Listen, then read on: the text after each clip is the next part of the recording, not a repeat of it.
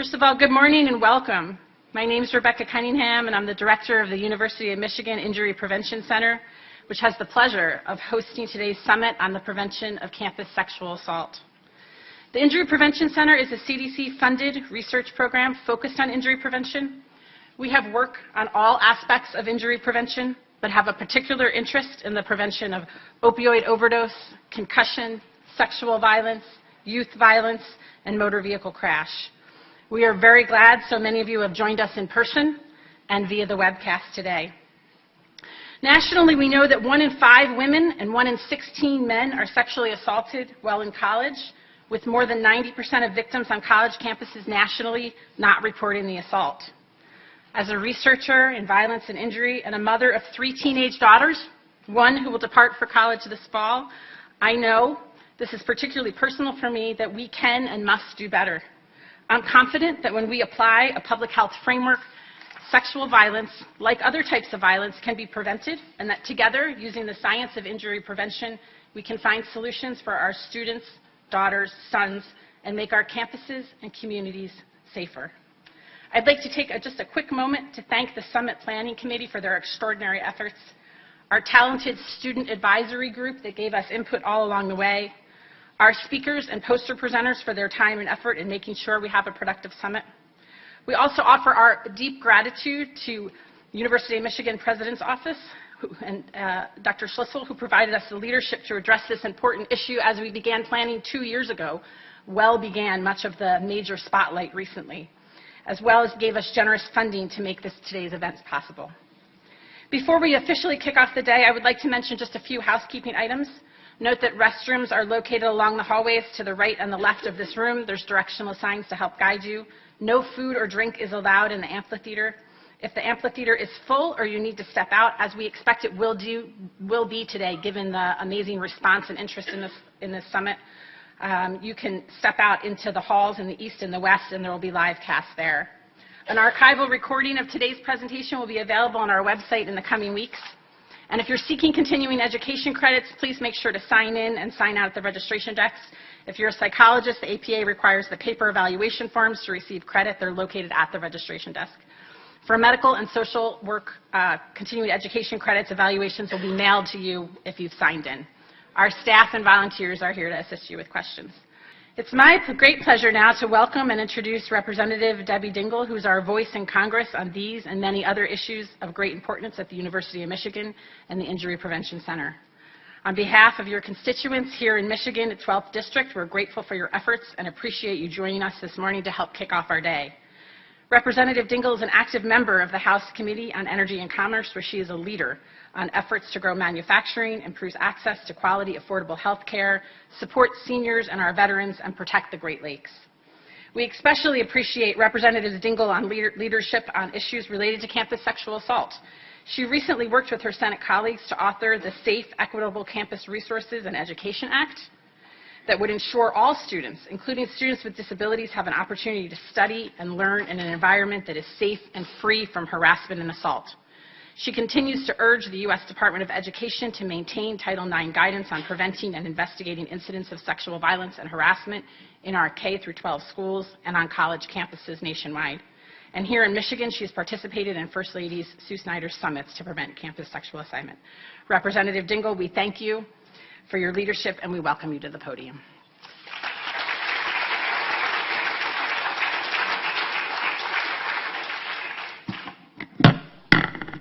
Oops. I'm shorter than you, Rebecca. Let's see if it's going to stay down there. Thank you for that kind introduction. And Dr. Schlissel, it's always an honor to be with you and to see Mary Sue. And I love Sue Snyder. It's nice that she's married to the governor, but she's my friend, and she's really been doing a lot. And I think it's an honor to see her here today. And I want to thank everybody for the outstanding leadership of the University of Michigan Injury Prevention Center. I do keep saying people don't understand the kind of work that is being done here. When I first worked with them, I thought it was orthopedics. And I'm honest, I tell you, I keep telling them, But the work that they're doing on opioids, gun safety, and sexual assault, they are a leader in getting the research and the data that we need to be able to address these kind of critical problems across the country. So the work you're doing is absolutely critical. It's an honor to have the opportunity to welcome all of you to this summit on prevention of campus sexual assault. It's a critical issue that's facing our campus communities across the country, and we are fortunate in Michigan to have dedicated leaders who are committed to making a difference, and I just talked about them.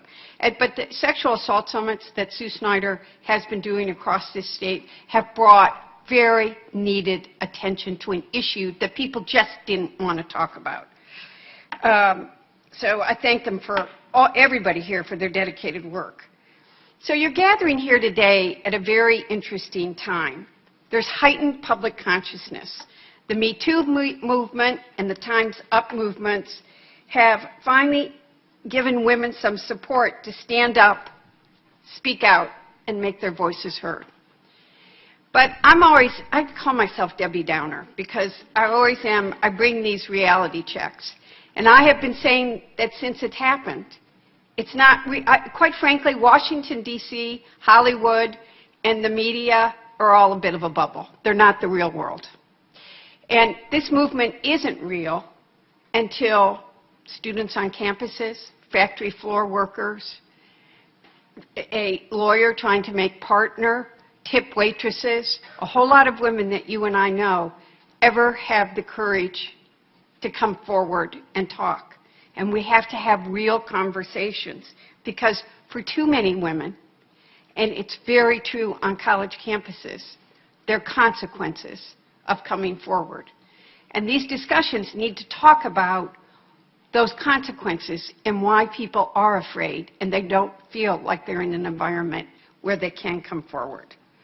So what's important now is that we all work together to continue to build on this movement, this opportunity, this heightened awareness, to push the conversation forward and create an environment where every individual feels that they can come forward and be heard. The numbers are truly staggering. An estimated 1 in 5 women has been sexually assaulted during her college years. And now I want to talk about something else that doesn't get talked about very often, and it's one of the reasons I did my legislation, and I have an op-ed coming out on it as well, is that there's a university study by the Association of American Universities that says that 1 in 3 disabled women on a college campus is sexually assaulted. And as advocates and as talking about this, we need to remember to include everyone, that all survivors, especially those that need a little more help. What's concerning is how few of these women are able to come forward. As I said, they're afraid of the consequences. Only 20% of these assaults are reported, and only a fraction of those offenders are actually punished. It's one thing to talk about statistics, but imagine being in the same class. Imagine going to class and seeing somebody that did something to you every day, or living in the same dorm as someone who's assaulted you. Sexual assault should not be tolerated in any society, much less by the institutions of higher learning where our young people go to learn, where they grow to become who they're going to be and not have to live with the memory of what happened. That's one of the reasons I'm so concerned about the administration's rollback of Title IX. This critical guidance protects survivors of sexual assault at colleges, universities, and at K-12 schools.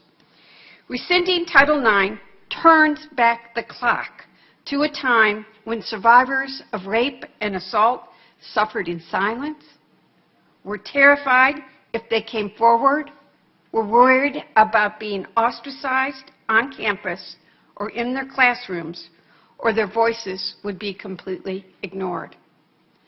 And I want to remind you, this is still very real. I met this past year with a young girl from Lansing, Michigan, who in high school, was raped. The school did everything they were supposed to do. They reported it. She could never go back to school because of how the kids at her school treated her. We got to deal with this. We've got to talk about it. And we can't roll back the progress we've made. We've got to protect due process. That's one of the things I'm worried about in this whole Me Too movement is how do you make sure the due process is there? But we cannot go back and tip the scales of justice against the survivors. This decision does exactly that, rolling back Title IX. It discourages survivors from speaking out and seeking justice and sends a message that instead of support, they will be met with doubt and skepticism. It's unacceptable. We have a responsibility to ensure our young people can live free from assault and fear, and the only way that we are going to make progress is by coming together. State and federal officials, universities, students, stakeholders, to discuss best practices and to educate and empower students and stakeholders. That's why today is so important. Today, you're going to talk about the scope of the problem of campus sexual assault, understand the risk factors, hear from national experts about evidence-based prevention interventions. I hope that when this is done today, you'll have a better idea of how we continue to work together to make Michigan a leader in ending sexual assault on campus. I'm sorry, I just thought of Michigan State in the midst of it. Michigan, the state of Michigan, we are going to be the leader in this country in ending sexual assault on campuses. And we got the leadership to do it. So, thank you for being here today. And I know that we can really be a leader in developing policies. Thank you very much.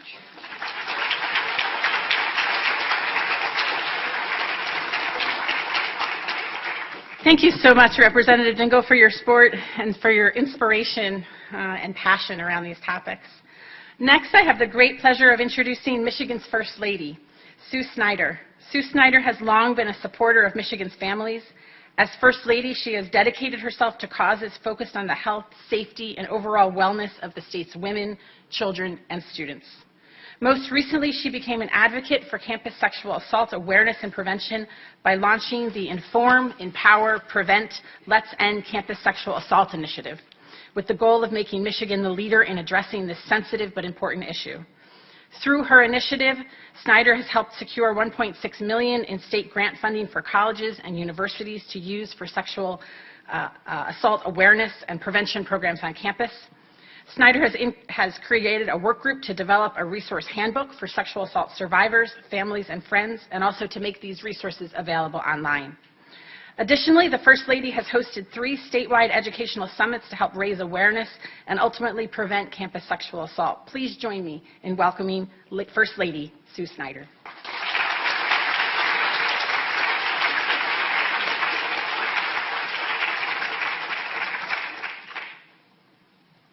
Good morning, and thank you, Dr. Cunningham, for that warm welcome. I'm so honored to welcome all of you to the University of Michigan and the Injury Prevention Center's Summit on the Prevention of Campus Sexual Assault. I'd like to start by thanking the University of Michigan for taking a leadership role in addressing this important issue. As the mother of a student who recently graduated from U of M, go Blue, it's encouraging to see a university taking steps to raise awareness and prevention efforts on campus sexual assault. I also would like to highlight the partnership between the University of Michigan President's Office, Injury Prevention Center, students, and campus professionals in creating today's event to help make our campuses safer. Will you join me in a much-deserved round of applause for these efforts?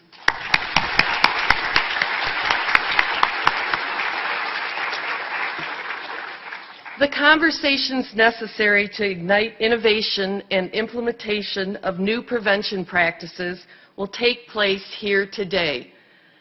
It is through partnerships such as these that we can utilize the most current scientific knowledge and the momentum of the campus and community to find solutions to the problem of sexual assault on campuses. As many of you know, I have made it my mission as Michigan's First Lady to do what I can to ensure our state's campuses, our students' homes away from home, are safe and supportive as possible. I believe Michigan is a leader in addressing this serious but important issue, and I thank our state's colleges and universities for working together to help make our campuses safer. Through my Inform, Empower, Prevent, Let's End Campus Sexual Assault initiative, we've made tremendous strides towards my ultimate goal, which is to change the culture surrounding campus sexual assault. Michigan has hosted a series of 3 summits similar to today's, where we bring together students, national researchers and experts, campus stakeholders, policymakers, and many others to learn, share, and develop new ideas to prevent assault from happening in the first place. Thanks to our partners in the Michigan legislature, over the past 3 years, $1.6 million in grant funding has been available to colleges and universities for developing innovative, student-driven awareness and prevention programs. Last year, I created a work group focused on developing a resource handbook to help sexual assault survivors, family, and friends. These resources are also available online, and I encourage you to visit michigan.gov/campus sexual assault to learn more. This goal of changing our culture might sound like a difficult challenge, and indeed it is. I've never doubted that as Michiganders, we all share the desire to make our college campuses safe for our students. But addressing campus sexual assault is hard. It's a difficult, complex issue. There isn't an easy fix, and it's not an issue that's going to be solved overnight. Let's keep in mind the reasons why addressing this issue are so important. This isn't a women's issue, and it's not a political issue. Sexual assault affects all of us. This is about our children and grandchildren, sisters and brothers, friends, loved ones, and people we interact with daily. We have the ability to take action today in order to create a better tomorrow for future generations. I thank you for being partners in this critical work, and I ask that you join me in continuing our pursuit of making college and university campuses safe for all our students. Thank you again for hosting this important summit. I know that by working together, we can make a difference, and together we can end campus sexual assault. Thank you.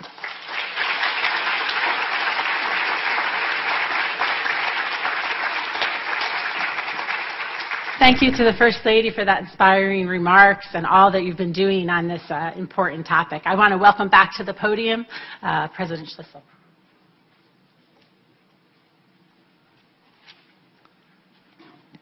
So before I introduce our keynote speaker, Mary Sue Coleman, I want to acknowledge that I got a Go Blue out of Sue Snyder here in public. That was very good. And their daughter Kelsey graduated with honors a couple of days ago, so that's a wonderful thing. I'd also like to acknowledge a couple of executive officers of the university that are here, our General Counsel Tim Lynch and our Vice President of Government Relations Cynthia Wilbanks, and I don't know if there are others here. Royster Harper, our Vice President of Student Life, each of whom is a champion around these issues, so I'm glad they're here today. Also, the University of Michigan Board of Regents is behind all of this, and they've kept our focus on this issue, and I think only one regent is here today, Andrea Fisher-Newman, so I'd like to acknowledge Andy as well. So thanks for joining us today. Someone who truly doesn't need an introduction, but it's a selfish pleasure to be able to offer one. My predecessor, Mary Sue Coleman. So Mary Sue is a cancer biologist, served as the president of University of Iowa for 6 years before coming here, and serving for 12 years as the president of the University of Michigan. So 18 years of leading public higher education is on its own an amazing legacy. And as you walk across our campus and see our success, anything that I've accomplished here is built on Mary Sue's shoulders. Figuratively, I hope, is how much larger than she is. But after leaving the university and thinking that she was heading off into the world of being a senior stateswoman of academics, she was recruited and took on a very important national leadership job. For those of you who aren't familiar with it, the American Association of Universities is our university's most important professional organization. It represents this, is it 62 or 63, Mary? 62 top research-intensive universities in the United States and Canada. It is a group where the presidents convene, the provosts convene, the councils convene, so it's really a forum that lets us exchange best practices, but also develop policy advocacy that's focused on the federal level and then in all the states around issues of importance. There really hasn't been an issue of greater importance than sexual misconduct on college campuses in recent years, and certainly longer than that. Mary Sue's efforts within the AAU and this organization were critical in getting this organization to do a climate survey around sexual misconduct on many of its members' campuses. Now, the political challenge of doing this is that everybody knows this is a huge problem, and nobody wants to look bad. And to Mary Sue, it's not a matter of looking bad, it's a matter of realizing that we can't really confront this problem without having good, strong, accurate data to tell us the nature and the extent of the problem and how to target our efforts around prevention. So Mary Sue pulled together a coalition, including our university within the AAU and a couple of others, to do a common survey, so we were even able to compare the incidences around different college campuses. And we got the sad result that it's not unique here at Michigan, it's a problem that's nationwide. But having good data and being open and honest about that data is really the only way to effectively confront this problem. This survey will be repeated in the years ahead to know whether the things we're doing are making progress. If we're not making progress, we're going to change what we're doing. But the idea is really to defeat this challenge for the sake of all of our sons and daughters as they go through their university education.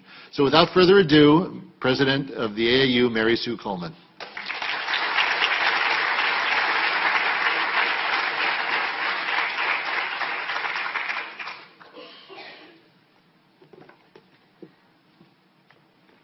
Good morning. Thank you, Rebecca, for the invitation to be here today. In typical Michigan style, you're mentoring graduate students, conducting research, treating patients, and directing a program that aims to make us all safer. Thank you for your leadership of the Injury Prevention Center. It is such a pleasure to be back here on campus. There is something very cathartic about the first week after commencement, when peacefulness takes over and everybody exhales just a little bit. I want to revel in that calm. However, when you share the stage with a member of Congress, the First Lady of the state, and the president of one of the country's finest research universities, there is no pressure. No pressure at all. Can you get that down? It is, in fact, a tremendous honor for me to open this summit and a powerful statement about the deep commitment that we all have to understanding and preventing sexual assault on college campuses.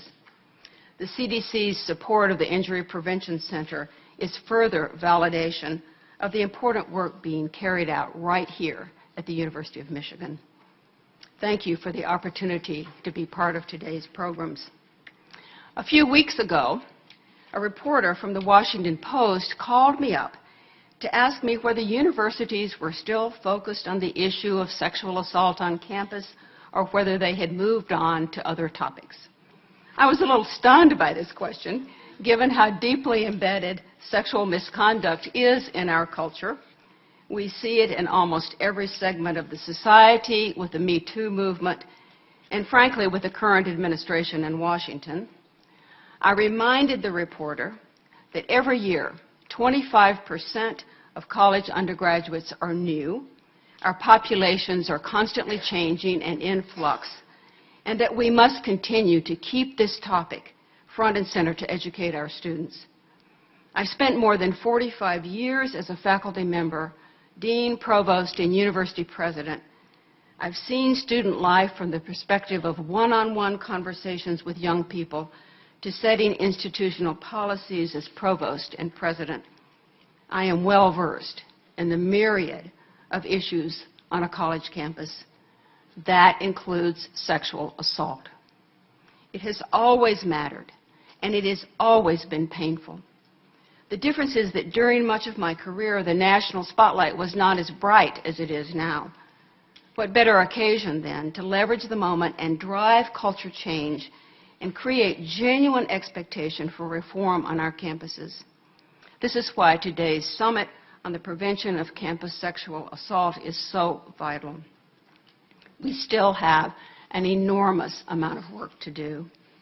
You can understand that better than anyone. We really must be vigilant and vocal about listening to our students and protecting them. The vantage point that I have in leading the Association of American Universities is to help with collective action on this important issue. AAU represents 62 distinguished research universities in the United States and Canada. AAU members include 13 institutions of the Big Ten, 6 campuses of the UC system, and 7 Ivy League universities, including Harvard, Yale, and Princeton. I'm proud to say that the University of Michigan was a founding member in 1900. Collectively, AAU institutions grant nearly 43% of all research doctoral degrees. The federal government awards our faculty some $22 billion a year to conduct research to improve human life. We are the nation's research engine. And we are home to hundreds of thousands of students, from freshmen to postdocs. This morning, I want to tell you about our efforts to ensure their safety by understanding and addressing sexual assault and misconduct. When you are a university president, I spent 7 years at Iowa and 12 here at Michigan, there are many things that keep you awake at night. I'm sure that Mark and I would share similar worrisome lists: budgets, facilities, regions, athletics. But at the top of the list is always the well-being of our students. None of us ever wants that phone call telling you that a student has been sexually assaulted. It is a nightmare for presidents, parents, and most importantly, for the student who has been harmed. It is a life that will never be the same. Sad to say, no university president presides over a campus where sexual assault is impossible. In 2014, the presidents of AAU institutions came together to say that they wanted to understand this problem better. It's important to realize, though, that asking this question even at AAU was a little bit out of the realm of normal activity. Our traditional focus is on federal policy as it applies to research. At the heart of so many of our priorities in maintaining the government-university partnership that has long advanced American innovation, public health, and national security. But given that, our presidents realized that this was a serious situation affecting students nationwide. This was before the Me Too movement and its powerful viral impact. Rather, that event was in the wake of the sexual abuse scandal at Penn State, and at a time when the Obama administration had lowered the burden of proof for universities to take action, and lower than what was required in criminal cases of assault. Sexual assault and misconduct carries repercussions at all levels, from the personal well-being of victims and due process for the accused, to the loss of federal funding for universities for failing to adhere to Title IX, which prohibits discrimination based on sex. Presidents and chancellors were concerned, confused, and anxious about the prevalence of sexual assault and misconduct on campus and how they should respond. Universities' leaders wanted then and want now to make their campuses safer spaces for students to learn and to succeed. Being the leaders of research universities, the presidents of the AAU institutions decided that one set of actions we could deploy to address sexual assault and misconduct was with research and evidence. It became immediately apparent that data about this subject were scarce. We felt that the full range of misconduct and assault issues was poorly understood. We believed it was essential that we generate empirical data about what was occurring on our individual campuses. Specifically, we turned to students to better understand their world. We felt a well-designed survey would help illuminate the attitudes and experiences of students with respect to sexual assault and misconduct. This was not just another survey, though. It became one of the largest surveys on sexual assault and sexual misconduct to provide insight into student perceptions of campus climate. More than 150,000 undergraduate and graduate students at 26 AAU institutions participated, along with one non-member college. Students from Ohio State participated, from Harvard, Yale, and Penn, Iowa State, and Michigan State, USC and UNC, and of course, University of Michigan. Publics and privates in all regions of the country, students responded by the thousands. We are indebted to them for their honesty and their candor. This is what set apart the AAU survey, its breadth and its depth. Earlier studies focused on either small number of campuses, often a case study of just one campus, or if the survey were a national sample, then it yielded a very small sampling of students from any one campus. The AAU survey was the first one to have a relatively large number of campuses and a large sample of students at each of the campuses. It will surprise no one here that when we released the findings in 2015, what our students told us was sobering. 1 in 10 students reported experiencing unwanted sexual conduct, either by physical force or threats, or when they were incapacitated. 1 in 5 undergraduate students reported being victims of sexual assault or misconduct, with 1 in 10 saying they'd been raped. Rates of assault or misconduct were equally high for transgender students and students who don't identify as male or female. 5% of male undergraduates said they'd experienced some type of unwanted sexual assault. Here, it's important to reiterate the large size of the student sample, permitting large subsamples of target populations of interest. The AAU survey was one of the first to be able to provide reliable estimates for different groups of students, such as those identifying as transgender, genderqueer, or nonconforming, among others. These students' voices too often go unheard. It's also critical to know that this survey was anonymous. We intentionally designed the survey so data were de-identified, both for survey takers and for the institutions. We did not want to create a list where universities could be compared with each other. In another finding, we learned from students that the risk of the most serious types of sexual assault declined from freshman to senior year. This reinforced what many of us already knew, that first-year students are the most vulnerable. These are 17 and 18-year-olds away from home for the first time and experiencing a new kind of freedom. They're managing their own lives, often by their own rules. It is exhilarating and sometimes overwhelming, with many emotions at play. We know that students risk injury in various ways. It is still our responsibility as educators to help young people manage this important transition in their lives. Not surprisingly, students responding to the AAU survey reported that drugs and alcohol factored in a significant percent of assaults and other misconduct. I want to pause, though, for a moment to erase an image that may be forming. Banish from your mind those scenes from Animal House. Sexual misconduct and assault are not unique to the college environment or college students. In fact, many students experience sexual violence before starting college. We know from research conducted by Rutgers University that 1 in 4 high school girls has been the victim of sexual violence before college.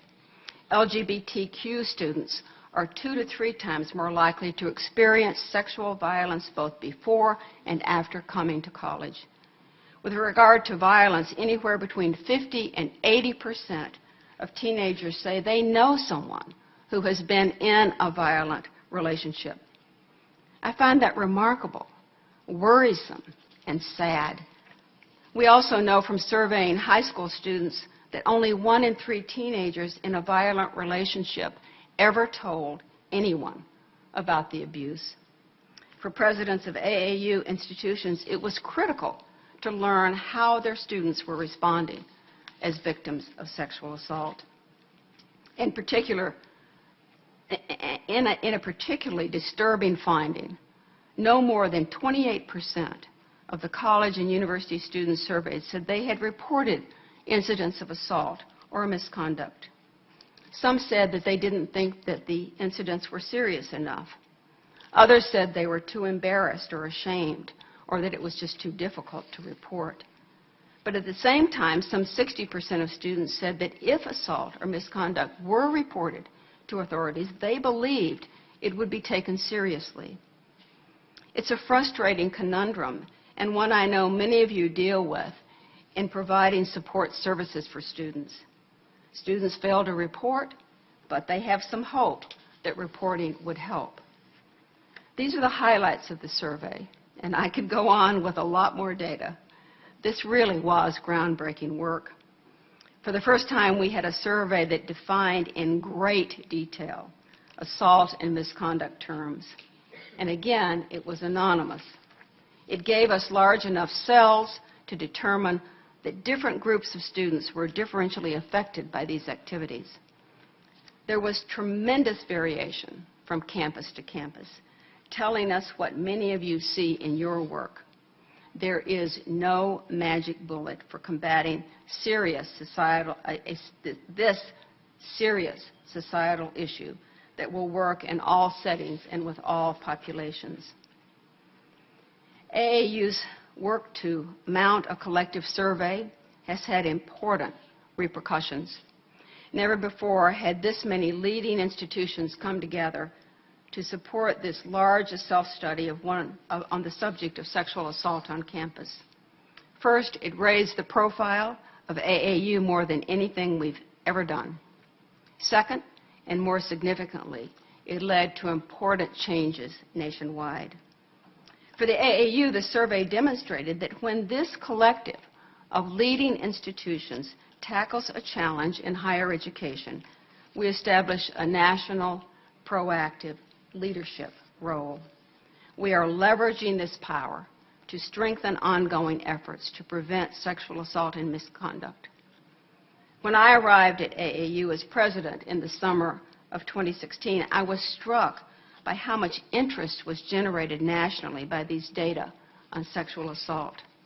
We are still seeing references every single day to the AAU study. In fact, it's been viewed more than 175,000 times on AAU's website and cited in 6,500 news articles since its launch. Yet what was most significant about the 2015 survey was how our member institutions responded to the results. Each of the 27 participating universities received its own report and data files. This allowed them to tailor policies and programs to combat sexual misconduct and assault for their circumstances. For all AAU members, we made the aggregate data exclusively available to faculty and other researchers for a year.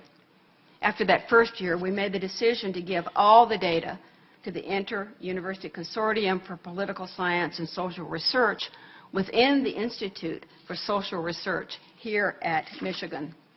We did this for the benefit of any and all researchers from anywhere and policymakers who might ask additional questions about the findings. Having archived the data, we went back to our AAU members with another survey This time to ask, okay, you have the data, what did you do about it? How are you changing? Such efforts may have been inspired by AAU's survey or by the university's own work. What mattered most was learning more about what's been done recently to prevent and respond to sexual assault and misconduct. In this follow-up survey, 55 of our 62 member universities participated, and 61 provided examples of changes at their institutions. Put another way, when we conducted our initial survey in 2015, it involved 150,000 students.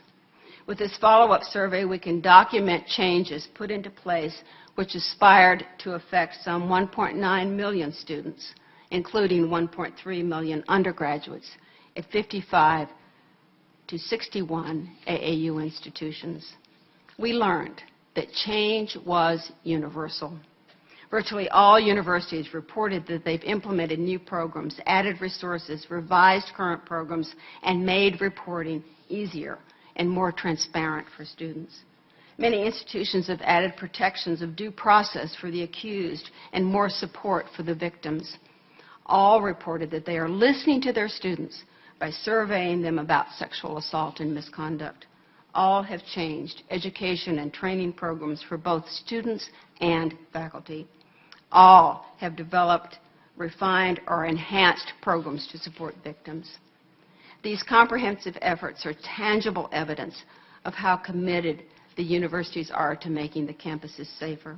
Now, I want to give you just a couple of examples. Columbia University has a program it calls SHIFT, the Sexual Health Initiative to Foster Transformation. It is an all-encompassing research project to understand the individual, interpersonal, and structural factors that define sexual health and sexual violence for undergraduates. SHIFT uses diary studies, surveys, interviews, focus groups, and ethnography to better understand our students' world. It is a unique multi-method approach and one that Columbia hopes will advance the science of prevention. At Rutgers University, students learn how to combat sexual violence through something called SCREAM theater. SCREAM means students challenging realities and educating against myths, and it's an improv theater group. Through interactive skits, students educate their classmates about sexual harassment and assault, domestic and dating violence, and bullying. SCREAM theater is deemed important enough by the institution that all the incoming students at Rutgers are now required to view a performance at new student orientation. Here at Michigan, first-year students are required to participate in what is called Community Matters, a trio of programs that help them better understand alcohol and other drugs, sexual assault, healthy relationships, bystander intervention, and the numerous campus resources that are available to them. I'm proud that in my time here as president, we made it a requirement for all first-year students to be educated about preventing sexual violence. This began in 2004 and is now part of the Community Matters initiatives to help keep students safe. In a similar spirit, to help lower barriers to reporting misconduct and assault, the University of Colorado at Boulder requires all incoming graduates to attend a training program about bystander intervention. At Yale, there are comparable workshops for graduate and professional students. Sexual assault can be incredibly disruptive to a student's life at many levels. At the University of Kansas, victims can receive one-on-one support from a dedicated advocate whose job it is to shepherd a student through the difficult weeks and months that follow an assault or bullying. This includes therapeutic and academic support, and all of the advocacy is confidential. The Kansas program is available to both victims and alleged perpetrators because all are our students. The objective is to reduce the disruption to a student's life. Other universities, such as Oregon, have added what they call SANE nurses, SANE being sexual assault nurse examiners. These RNs are especially trained to care for sexual assault victims. Still others have strengthened programs with their host communities to support victims better. Case Western Reserve has a partnership with the Cleveland Rape Crisis Center, and Rice University has worked agreements with Houston and Harris County centers that assist victims. From Cambridge to Berkeley, the AAU has generated an extraordinary amount of data, as well as dozens of concrete examples of the ways our universities are working to improve efforts to reduce sexual misconduct and address its consequences. But this is a cause that extends well beyond the Association of American Universities. All higher education and the research community are committed to ending sexual assault on our campuses. If you search the Chronicle of Higher Education, you will find special issues about sexual boundaries for professors, battling sexual assault on campus, and handling sexual assault allegations. This is clearly on the minds of academics across the country. The National Academies of Sciences, Engineering, and Medicine are currently studying sexual harassment in the academy and how it affects the career advancement for women.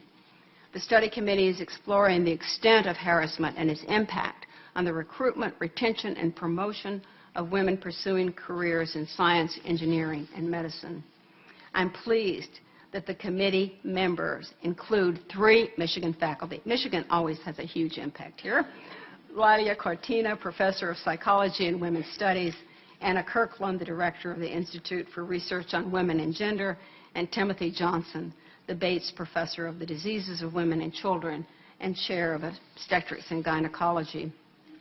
The National Science Foundation, which funds research at some 2,000 colleges and universities, is proposing new rules that will revoke support of principal investigators who commit sexual assault. 60% of NSF support goes to AAU member institutions, but the other 40% will affect a wider array of institutions. So if you have thoughts about this, the NSF is still accepting comments through its website until this Thursday, and you are welcome to add your comments.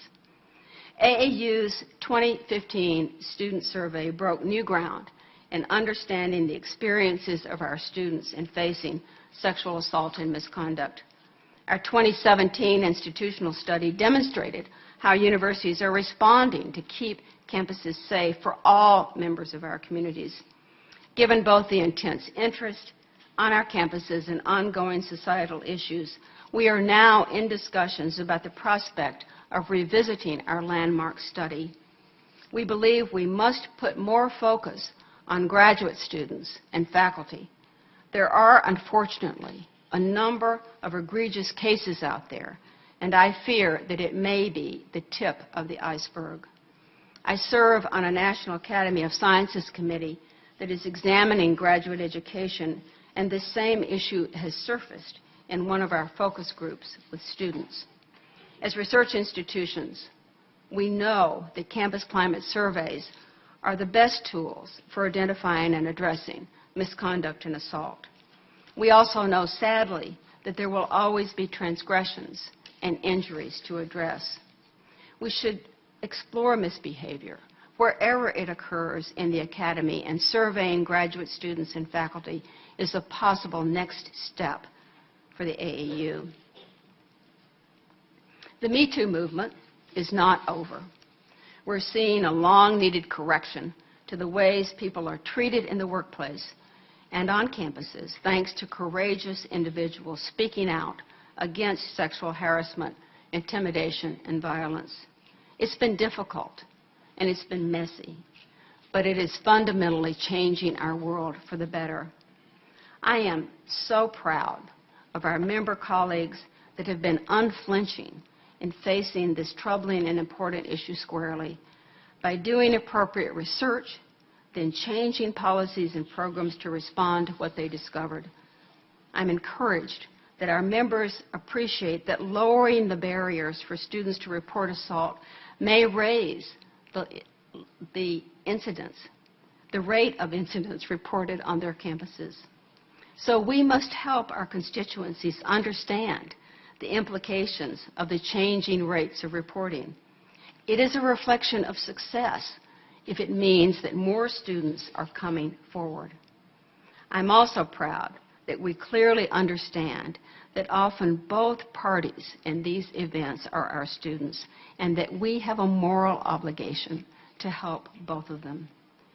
Cases of sexual assault are often complicated, with troubling factors, but we must still educate and help heal, provide support for all parties, and then punish if required.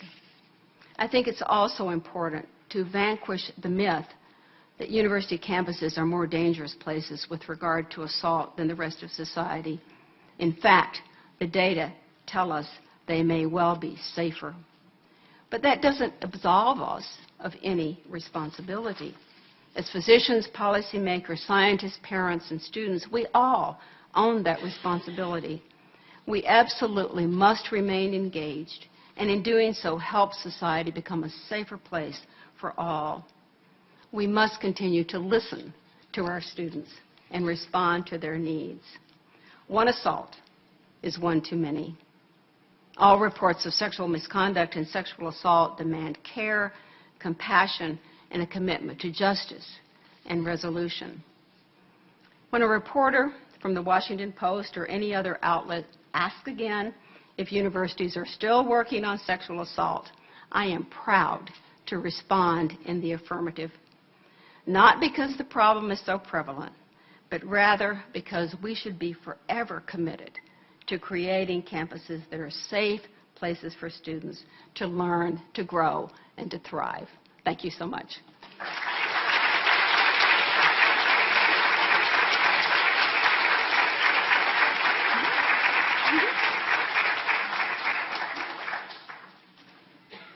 think we have time for a few questions. Questions, if anybody. With there's microphones set up.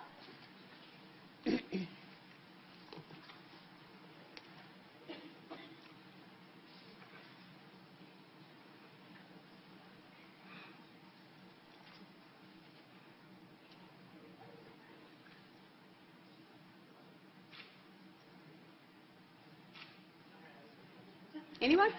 Oh, okay. Regent Newman. When you did the survey, did you find, or did you even, the AAU is concentrated in the Northeast, the Midwest, the West, more so than the Southeast. So I wondered if you looked at different geographic areas when you did the survey and took anything into account of what was missing and how that was factored in. Well, clearly you've identified, one of the limitations with AAU, because you're exactly right. We're sort of concentrated in areas of the country, and there are vast areas that are not covered at all. And what we were trying to do here is to get enough students at enough institutions that we felt like that we could be pretty assured that the data were representative. And clearly, at many of those universities, we have students coming from all over the country. What I am not sure about, but I think it's a perfectly valid question, is whether we ask from what part of the country they came from and what their experiences might have been. So clearly, while this is the largest that's ever been done, it's certainly not comprehensive of everything. And, and I would encourage, I think it brings up an important point, I would encourage other associations that have a broader array of institutions across the country to consider comparable sorts of activities to see if they could find out what's going on with their students. Or would you consider adding more institutions or partnering with other associations that would bring in more different size institutions? Sure. We've always made it open-ended for people if they wanted to join. We had one non-AAU institution that joined us on the first round. Unfortunately, they were from the Northeast, so they didn't give us any additional coverage. This time, we have already an institution that's not AAU has reached out to us and wants to join, but the invitation is always out there. It's not an inexpensive undertaking for institutions to do it, but we think it's well worth the cost of doing it. Because you learn, we were really surprised about what we learned, and but we felt pretty confident that when you have 150,000 students from 26 institutions telling you, and it's pretty comparable from institution to institution, you can no longer claim that it's somehow aberrant. It's not. It's pretty much prevalent. Hi. Oh, wow. Hi, I'm Eileen, and Where are you? I'm right here. Oh, there you are. Hello. Okay. Hi. Hi. Thank you so much for everything you've done for Michigan and for the nation. So I was an undergraduate here and severely assaulted, and it actually changed the direction of my career twice. And since then, I've had a lot of support and developed, shockingly, some degree of compassion for the other side. My question was, I know that the universities have treatment for alcohol abuse and drug abuse, which I heard you say is part of the incident, obviously. Without getting into the question of, or the debate of how many perpetrators are sex addicts or just jerks, do you know of any universities who are paying for or offering treatment for any perpetrators that may identify as sex addicts? So I am not at that detailed level, but what I do know is, at least as part of our survey results, that institutions realize that both parties are students, are usually students. I mean, it's quite rare for people to have this kind of assault from a non-student coming onto campus. So it's usually students.